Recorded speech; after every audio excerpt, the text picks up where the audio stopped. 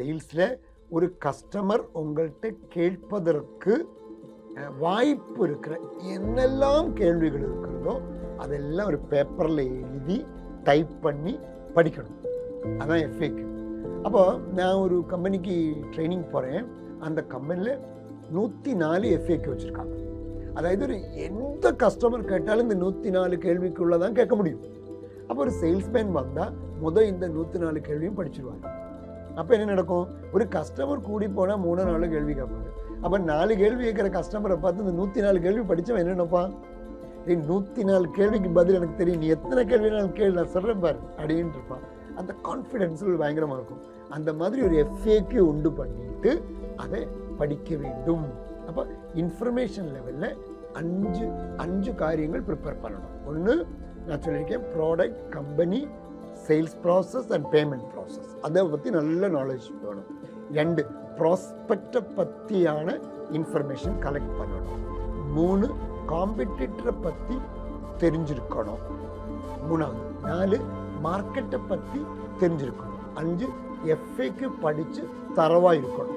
இது 5 பண்ணிங்கன்னா இன்ஃபர்மேஷன் லெவலில் நீங்கள் நல்லா ப்ரிப்பேர் பண்ணியிருக்கீங்க அப்படின்னு அர்த்தம். டச் அகைன் இல்லைன்னா ஆஃப்டர் சேல்ஸ் சர்வீஸ் அப்படின்னு சொல்லுவாங்க. எல்லாரும் முடிஞ்சாங்க சேல்ஸ் முடிஞ்சு போச்சு இல்லை அப்படின்னு சேல்ஸ் நினைப்பாங்க. ஒரு விற்பனை முடிந்தால் அந்த கஸ்டமர் ஒரு பைப்லைன் மாதிரி, அவர்களோட வேற எக்கச்சக்கமான சேல் கிடைக்கணும், இவர் திரும்பி ப்ராடக்ட் வாங்கணும், அந்த மாதிரி கொண்டு போகிறது தான் ஒரு நல்ல சேல்ஸ்மேன் அப்படின்னு சொல்லுவேன்.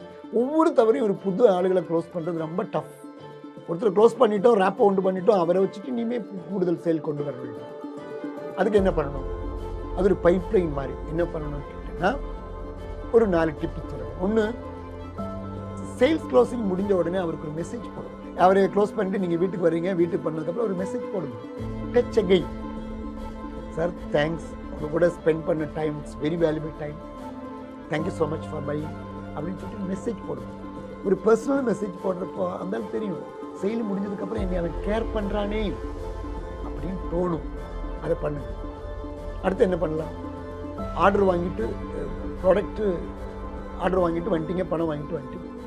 அந்த ப்ராடக்ட் ரீச் ஆகிடுச்சா, அந்த ப்ராடக்ட் இன்ஸ்டலேஷன் ஆகிருக்கா, அந்த சர்வீஸ் கரெக்டாக கிடைக்குதா அப்படிங்கிறது கூப்பிட்டு கேளுங்க. நீங்கள் கூப்பிட்டு கேட்குறப்போ அவர் நினைப்பார், பாரு எவ்வளோ கேர் பண்ணுறாரு பாரு.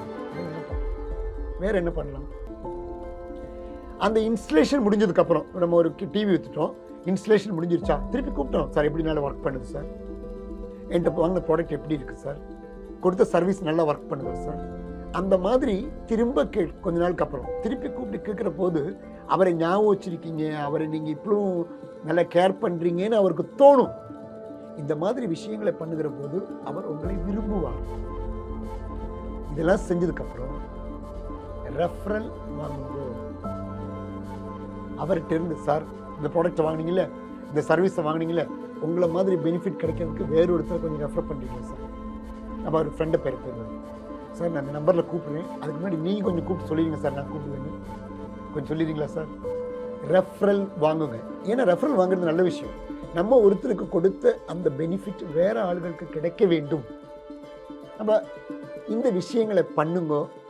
அவர் உங்களுக்கு ஒரு பைப்லைன் மாதிரி இருப்பார். அவர்களோட புது சேல்ஸ் உங்களுக்கு கிடைக்கும் என்பதுதான் உண்மை. இவ்வளவு நேரம் சேல்ஸோட 8 ஸ்டெப்புகளை பற்றி சொன்னேன், ப்ராசஸை பற்றி பேசினேன். ப்ராசஸ் நல்லா இருந்தால் ரிசல்ட் நல்லா கிடைக்கும்.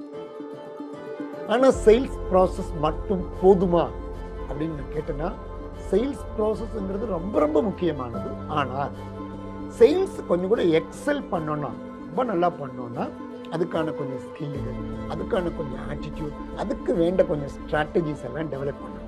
அதை பற்றி ஒரு செப்பரேட் கோர்ஸ் இருக்குது. நீங்கள் அதுவும் கூடி படிக்கணும்னு நான் உங்கள்கிட்ட ரெக்வெஸ்ட் பண்ணுவேன். ஏன்னா அது கொஞ்சம் கூட எக்ஸல் பண்ணுறது எப்படின்னு சொல்லுவாங்க. இந்த ப்ராசஸ் எல்லாம் படிங்க. இந்த ப்ராசஸை பர்ஃபெக்டாக பண்ணுங்கள். உறுதியாக எந்த ஒரு கஸ்டமரையும் உங்களால் க்ளோஸ் பண்ண முடியும். நான் எப்போ சொல்லுவேன், உலகத்திலேயே மிகச்சிறந்த தொழில்களில் ஒரு தொழில் சேல்ஸ் என்பது. ஏன்னா இட்ஸ் எ ஹெல்பிங் ப்ரொஃபஷன். எக்கச்சக்கமான பேரை உங்களால் உதவ பண்ண முடியும். அதே மாதிரி எவ்வளோ வேணாலும் உங்களால் வளர முடியும். இந்த மாதிரி பியூட்டிஃபுல்லான ஒரு ப்ரொஃபஷன் பண்ணுறீங்க.